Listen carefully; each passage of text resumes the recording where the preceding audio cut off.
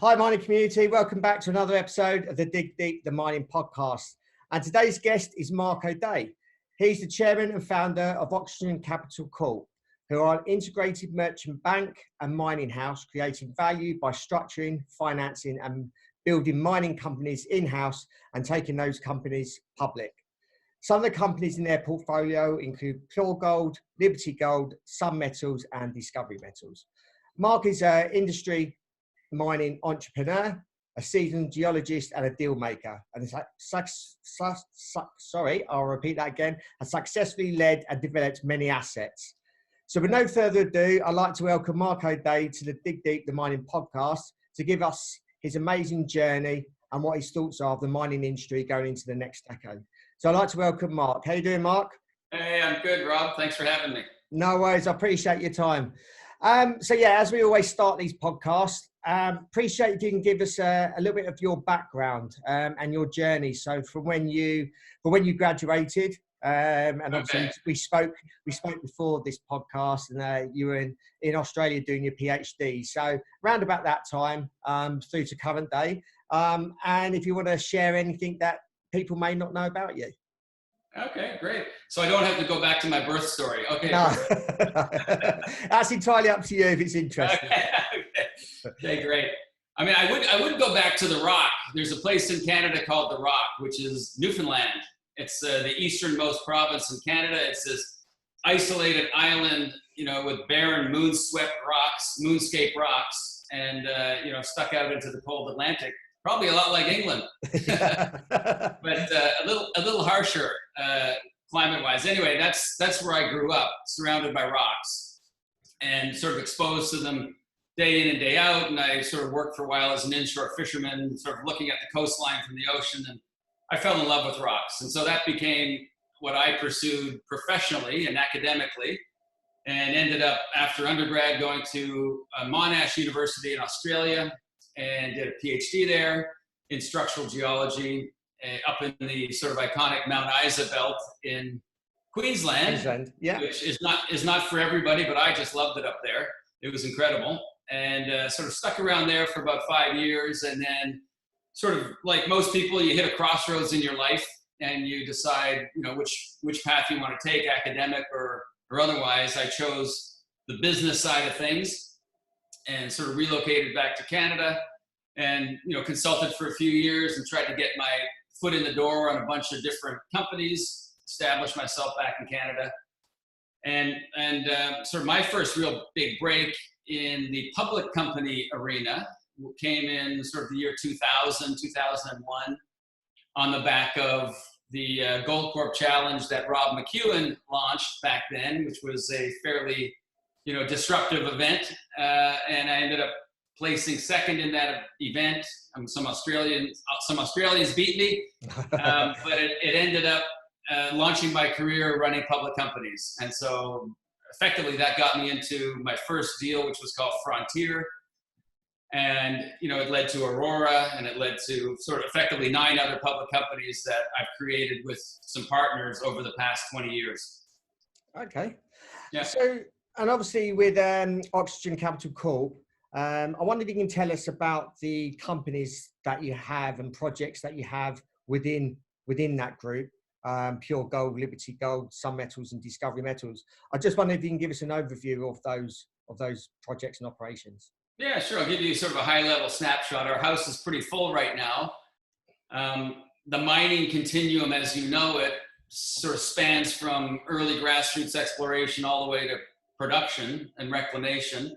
And within that mining continuum, there are 2 sweet spots that we all sort of recognize. The first sweet spot is discovery, where stocks go from 10 cents to $1 or $2 on the back of a discovery that started out as nothing, and now it's become something tangible and real. And then the next sweet spot is cash flow and production. And so we've got 4 companies underpinned by 4 portfolios, 4 key assets, and they're situated on that continuum in each sweet spot. So let's start with the discovery end of the spectrum. We've got Liberty Gold, which is focused in the Great Basin in the United States. So for those of you who don't know the Great Basin, it is truly an iconic, prolific gold center in in the southwest US of the United States. Most people think of it just as Nevada, as a Carlin-type system. It goes way beyond just Nevada. So the Great Basin is a geographic and geological feature. It spans into Idaho and Utah and into California. And so we're working in the Great Basin. Our key flagship project's in southern Idaho called Black Pine, and it is sort of one of the last remaining outcropping, big-scale, open-pittable Carlin-type systems out there. And they're, you know, when you're in a belt that's been mined and explored for 100 years, you know, getting your hands on an outcropping, big-scale Carlin system is as rare as hen's teeth. So we got something big and exciting there that we're in the process of drilling off. We have another project or company called Discovery Metals, and that is focused on silver predominantly in Mexico. So we've got a project called Cordero. It's one of the largest undeveloped silver resources in the world. There's been sort of a PEA and a historical resource done on it, and depending on what cutoff grade you choose, there's over 1 billion ounces of silver and silver equivalent in this sort of polymetallic big system. It's big. It's got potential for much higher grades in coherent units that we're drilling off right now. It's an amazing vehicle to sort of get some leverage to a rising silver market. And, you know, we've recently had Eric Sprott just invest multiple times in this for exposure to silver. He now owns 26% of the company. So it's a great silver proxy. And then we have Sun Metals, which is focused in BC, similar type system. It's a high-grade discovery we're calling the 421 zone. Basically, it's a high-grade copper and gold massive sulfide that we identified and targeted and drilled about 2 years ago. And our first hole into this system returned about 100 meters of 3% copper equivalent, depending on cutoff there, but anywhere from 3 to 5% copper equivalent over a big, thick interval. It was a big, juicy, massive sulfide hit, and we've been stepping out consistently, systematically over the last 2 years, building tonnage, and that's a growth story as well. And Teck owns a big chunk of that company. On the other end of the spectrum, on the sweet spot spectrum, is our near-term producer called Pure Gold. And so we are 4 months away from first gold pour at the Pure Gold mine in Red Lake, Ontario. We've spent the last year and a half coming through construction, financing construction, etc. We're coming out of that sort of boring phase in the continuum, and we're in the process of re-rating to a producer. So we are literally the next North American gold producer to hit the market. And we'll be pouring our first 1 million ounces of reserves, start pouring by Christmas this year. And we'll be the 17th highest grade gold mine in the world. Okay, that sounds all great. All those 4 projects. Could you choose sort of one of them to give us a little bit more insight to the resource, the challenges you may have faced, the ESG, and the outlook for that particular asset? Okay, well, why don't we jump into the one that's closest to production, which is Pure Gold. The sort of just breaking down your question here, you know, we've acquired this asset in the late 2014, you know, at the trough in the bottom of the market. Nobody cared about gold. We saw a great opportunity here to acquire a high quality tier 1 asset in a tier 1 jurisdiction. It was underexplored. It had been a past producer. It stopped producing in the late 70s. We said, okay, we got a new gold environment. We got a new paradigm for gold exploration and mineralization in Red Lake. Let's apply everything we know and get busy. So we put together a phenomenal Red Lake focused team. All of us cut our teeth in Red Lake, and we basically took an asset that had been sort of discarded effectively, and within a couple of years had drilled off 2.5 million ounces of brand new ore. So we've got 2 million ounces roughly in the measured and indicated category at about 9 grams. And we've got another 500,000 ounces in the inferred category at a similar grade. So that's 2.5 million ounces. We cut our reserves from that. So thinking we're going to do this in phases. So phase 1 is a 1 million ounce reserve, all kinds of organic growth in and around it. These deposits are deep, very deep roots. I mean, Evolution, one of Australia's producers, just acquired the Red Lake mine complex up the road, and they're now mining down at 2.5 kilometers depth. So we believe we've got a long road ahead of us for continued organic growth, and this will be a significant project on the Canadian scene. I guess the biggest challenge that we've faced is the same that every other mining company's faced in the last 5 months, which has been COVID. We've been incredibly lucky that our project is accessible by highway. Yeah.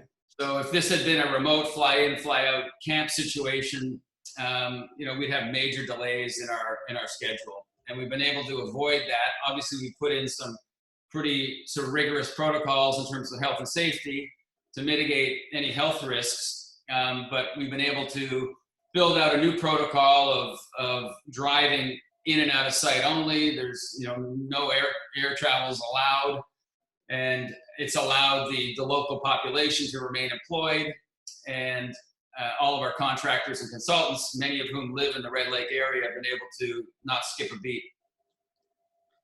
Yeah, that's good. And any sort of, apart from COVID, any other challenges that you face with maybe the resource or the community around that area? Or obviously it's predominantly a mining area. So yeah, we're incredibly fortunate again to be in an area that's been mining continuously for 85 years. Yeah. So you live in Red Lake to either work at the mines or run a business that supports people who work at the mines. So it's in the DNA of the place that mining is basically the lifeblood of the town, and it's an incredibly supportive environment for that.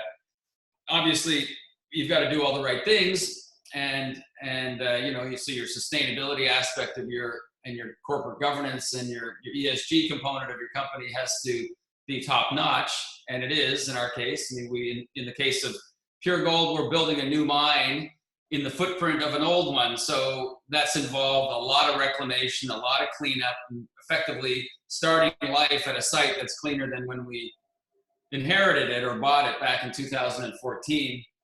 I mean, we're designing the project from scratch for closure. So as we build it out and its life evolves, we're closing it as we go, right? Yeah. So we've got in later phase in our mine life, as we get a little deeper, we're converting to electric vehicles, so an entire electric underground fleet. So all these things are real good environmental and sustainable components to our business.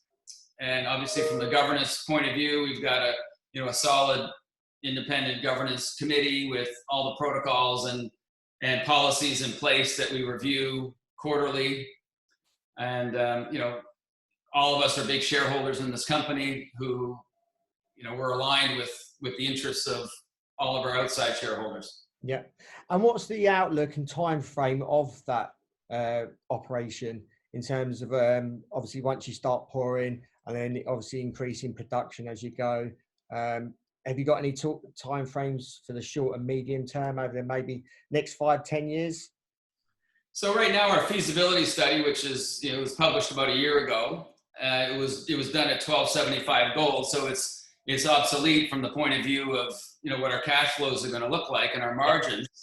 But we scoped out an initial 12-year mine in phase one, on the back of an 800 ton a day operation. It's clear to us now that this is a project that can evolve and scale up very, very clearly to a bigger project with a longer life. So as people sort of look and familiarize themselves with Pure Gold, it's important to look beyond what the feasibility study says and look at sort of all the low-hanging fruit that's around the reserves that can get converted to reserves and fed into a scaled-up mine that will ideally go for decades. Yeah.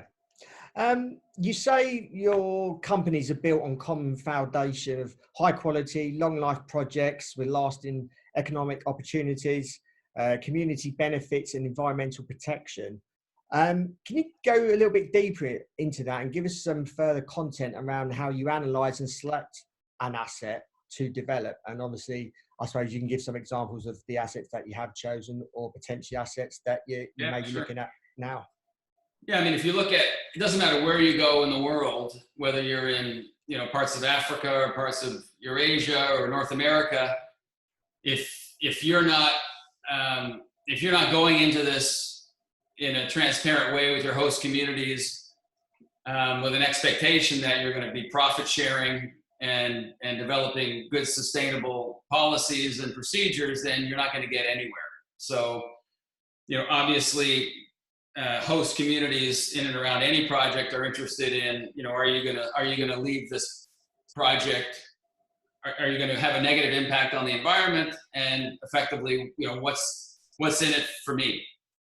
And how are you going to share these economic benefits? So all of that is part of the DNA and the fabric of any project development initiative that we undertake right from the very beginning.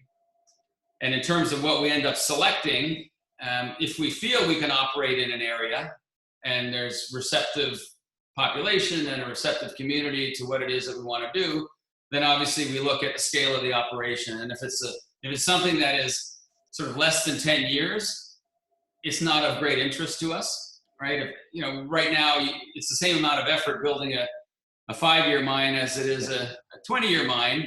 And so why waste your time and effort on something that's got such little lifespan and longevity? So we're looking for something that can kind of span a decade and has the potential to grow from there. And we've worked all over the place. I mean, our footprint the last mine I was involved in building was in Burkina Faso. And we had a big global resource of over 5 million ounces with, phase 1 was sort of just under 1 million ounces. And it was going to have a long history of growth and development in that part of the region, which was going to, translate into some great economic benefits for the communities. Yeah. You've obviously, like you just mentioned, that you've been mining in Burkina Faso. How easy is it to build a mine in a first or well-developed country compared to a third world country like Burkina Faso? I imagine obviously it's a lot easier, but what are the main aspects would you say that is the big differences between mining, say, in a third world country in Africa compared to, say, in the US? Yeah. Well, I'd start with the risks, right? So the risks are different, fundamentally different. I think they belong in different buckets. And, our experience in Africa was, what I concluded from that experience was that it all comes down to your timing in a particular jurisdiction. So if you can acquire, build, and operate a mine and make your money back and distribute wealth to your shareholders in between coups, then then you're fine, right? And if you get that timing wrong, then you've got some surprising issues that you're going to have to deal with that could be detrimental. Yeah. That are really hard to bake into a long-term plan, right? You don't have those risks in that same bucket in first world countries, whether it be North America, Canada, the US, Australia, etc. You have different risks, and often those risks revolve more around your ability to permit in an effective way, right? And so getting your license to operate is tougher in a first world country, takes longer. It's more methodical, and there's more of a well-trodden path and a prescriptive process, but it takes a long time. Right, and that's the function of just, I guess, the maturity of the nation and the sort of environmental awareness of people around, compared to a developing country, which frankly needs the investment from foreign companies to come in and kickstart the economy and create jobs. And so there's a willingness to, not that you skip stages or skip steps, you still do the same sort of environmental protection as you would in a first world country. It's identical, but the roadmap is a lot quicker. Yeah. And what would you prefer? Do you prefer those types of environments in a third world country, or would you prefer an easier life in a first world country? I personally, at this stage in my career and life, want to be working in a first world country. Yeah. I do, yeah. Just because of the stage of your life, but probably previous, you might have wanted to have those. Yeah. and have those challenges and have those experiences. But right now, at the end of the day, I want to go to bed knowing I'm going to wake up and still own this project. And the government that existed the day before is still going to be there. That's worth something. Yeah, certainly. I've interviewed a few entrepreneurs now, mining entrepreneurs. What would you say to anyone wanting to step in the shoes of a mining entrepreneur as to what they would expect, the challenges and difficulties they would face, and what kind of type of person would you say you would need to become a successful mining entrepreneur? I mean, is there certain attributes that you need? Is it a learned skill, or are you born with it? Right. Yeah. I'd say, first of all, people would need to be prepared mentally to fail on a regular basis, and be okay with that. And so if you take that ability and ascribe some personality traits to it, for example, you need to be tenacious, you need to be persistent, you need to have a thick skin. I think to a certain degree, you need to be chronically dissatisfied because you're constantly pushing the boundaries of what you've just achieved, right? So, you're always pushing for more and new challenges and new opportunities. So you're not sitting back and being particularly complacent or satisfied with what you've done already. You're always looking for growth and new opportunities. And I think you need to be a good communicator. That's absolutely vital. On the technical side of things, I do believe there's a great advantage to entrepreneurs who are underpinned by real good technical skills. Right? There's way more credibility. For instance, being a geologist, would you say? Yeah. For example, if you're running a mining company, then you better understand some geology, and you better have honed your craft as well as you can, so that you're not stepping into a project that's got no chance at all, right? And so, as the head of the founder of a whole bunch of companies and former CEO of 5 mining companies myself, the fact that I'm a strong technical geologist has been a huge advantage. And so I would encourage, whether it's biomed or pharmacy or high tech or whatever your industry is, if you're going to lead a company in that industry, you better have some good, strong technical skills backing you up. Yeah. And do you think it's a learned skill to be a successful mining entrepreneur, or do you think you're born with it? I do think you're born with it to a certain degree, or at least you're born with a comfort zone that is different maybe to other people's comfort zones. So, there's lots of people I work with who could be great entrepreneurs and great CEOs. They're just not comfortable doing it. Is that because their risk profile as well? I think so. Yeah, they're not comfortable being right out there, right in front, and I think it ultimately does come down to risk and your tolerance for it. Yeah.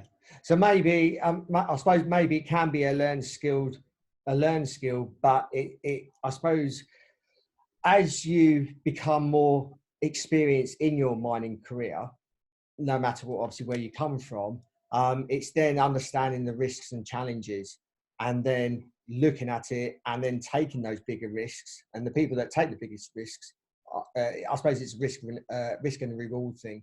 More risk that you take, and I suppose it's a calculated risk. It's not a big risk that you lose everything, although it could happen. But I suppose it's your risk tolerance is how you. Yeah, and there are. I've worked with lots of first-time CEOs. So through the course of the 9 companies we've created here, there have been a lot of first-time CEOs that I've plucked out of the industry or groomed internally, and they've all matured, right? So they started out in the job trying to find their way, and now they're doing a great job, and they're strong CEOs in their own right, and have turned into great entrepreneurs. Yeah, so it is something you can learn. Yeah. And were you mentored at all, or did you follow anyone in particular? I think we're all mentored, aren't we? So there's, whether you realize it or not. And so, yeah, I've had really, really strong mentors And I've always been one to kind of lean heavily on older generations around me and, you know, ask every idiotic question I can and not be embarrassed about it. And, you know, I really like the comfort of having sort of senior statespeople around me, especially in the earlier parts of my career. So I had great mentors to lean on consistently. Yeah. What challenges do you see the industry facing over the short and medium term, I suppose up to 10 years, especially with the precious metals entering a bull market? Yeah, that's a good question. I mean, one of the challenges that I think that's underappreciated is the importance of timing and jurisdiction. And from a jurisdiction theme, for example, one of the challenges is that a lot of people think gold price goes up or copper price goes up, and that therefore liberates a whole bunch of trapped value in resources in the ground, and you know that'll all get flooded into the market overnight, and you know the tap just gets turned on. Well, that's not the case. That doesn't happen that way, and part of the reason it doesn't happen that way is because there are so many deposits out there that are stuck in the ground for non-price sensitive reasons. Okay, so there are reasons related to jurisdiction and location, whether that's, you know, associated with a geopolitical risk or environmental sensitivity or, you know, extreme poverty or whatever it might be. There's like right now there's 25 years of global production sidelined in the gold environment, gold deposits around the world because they're in the wrong place. So the challenge moving forward if we're in a bull market is investors and companies need to focus on high grade deposits that are price insensitive, right? That can handle a lot lower prices in places that you can actually mine and permit, right? And easily done as well, like you said. Yes. So it's all the outside influences kept at a minimum to look at those projects. Yeah, got you. What future jurisdictions and commodities are you favouring for the future?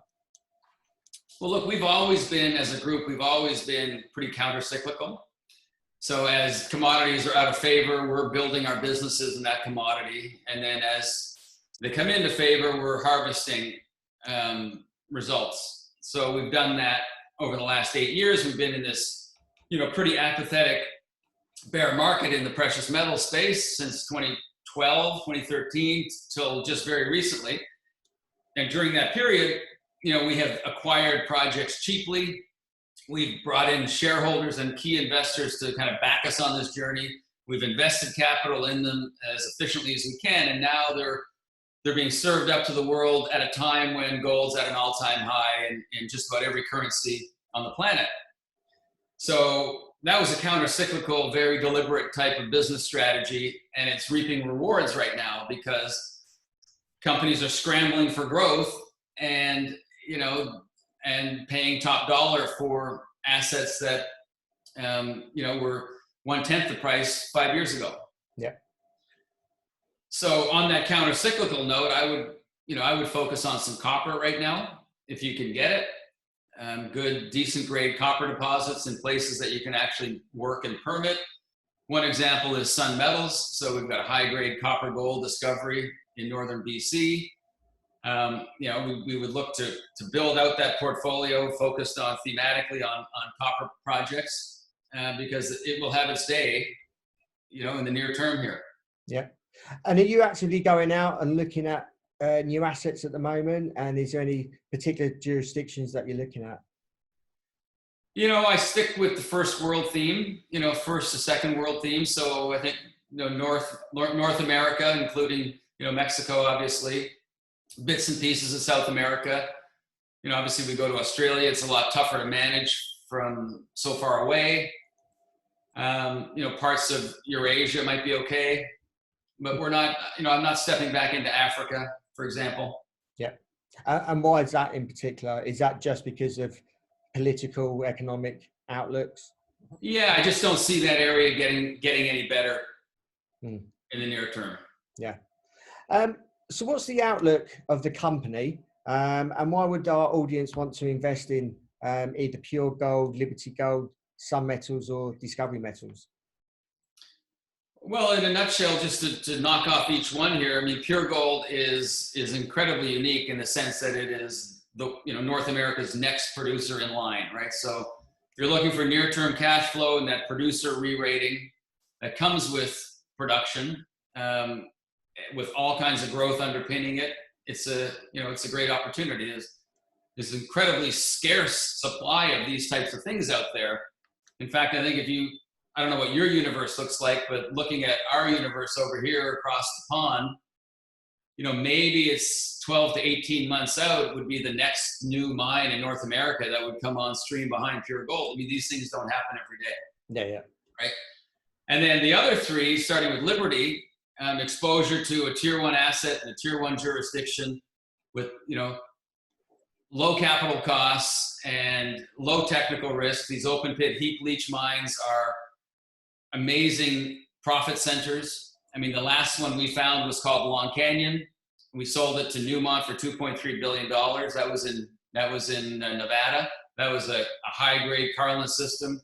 We think Black Pine has got similar kind of potential in terms of scale. So it's got to be on people's radar. Yeah. And Discovery Metals would be for the same exact reason, but focus on silver. Yeah. Right. Silver's got a sort of slightly smaller niche following, perhaps, but it is a sort of the high volatility equivalent of gold, and it's moving in the right direction in terms of reverting to the right sort of silver-gold ratio over the long term, which is 50 or 60. Yeah. And so if silver ramps up, and Discovery's got this great inventory of high-grade open pittable silver, that gives investors amazing exposure to that commodity. Yeah. And then Sun Metals for just the torque of a high-grade copper gold drill hole in a great jurisdiction on the back of still a very small valuation. It's a $30 million market cap company, so it's got lots of room to grow from here. Yeah. And is there any commodity you favor or metal? I mean, obviously you're involved in gold, silver, and copper. Is there any a favorite for you, or is it an obvious choice? Well, I mean, gold has always been my favorite. It's easy to understand. It's easy to, it serves such an important purpose in the sort of financial economic world. It is money. So in the environment we're in right now, given what's happening, given all the capital that's being printed, all the cash that's being printed, I think gold has got a long way to go. Yeah. Upwards. Yeah, and I won't give you a price of what you think the gold may go to, unless you want to volunteer. But no, I'm always wrong. Okay. Mark, I really appreciate your time in taking the time to do this podcast. I've been following some of the Pure Gold, for instance, so I really appreciate you providing some content around those companies. If our audience wants to reach out to you, how can they go about doing that? And are you on any social media platforms? I'm actually not on any social media directly. Some of our companies are. Yeah. But you can reach me at oxygencapitalcorp.com, moday@oxygencapitalcorp.com if you want to reach out. Yeah. And feel free to email myself, and I can pass any messages on to Mark. And that's rob@mining-international.org.